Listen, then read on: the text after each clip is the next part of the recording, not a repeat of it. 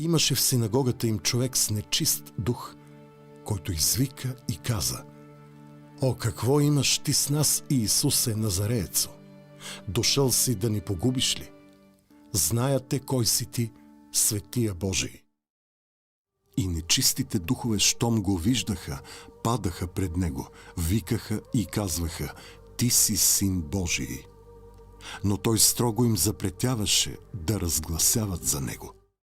В случая, онова, което Господ иска да покаже на всички нас, забранявайки на бесовете да говорят кой е Той, е свързано с това ние да не подаваме ухото си, да не отдаваме вниманието върху това, което говорят. Защото да, в този момент реално те казват истина, но ние знаем, че Сатаната е баща на лъжата.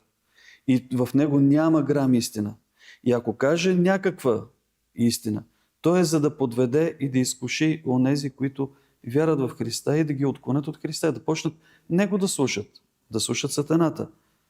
И затова Господ забранява да слушаме всичко това, което излиза от бесовете, независимо колко истина е в нашите очи и каква действителност те изповядат. Защото това, че те знаят, това, че казват, ето виждаме, когато Сатаната изкушава Господа, той му цитира дори стихове от Стария Завет, от месианските места, които са свързани с личността на Господа.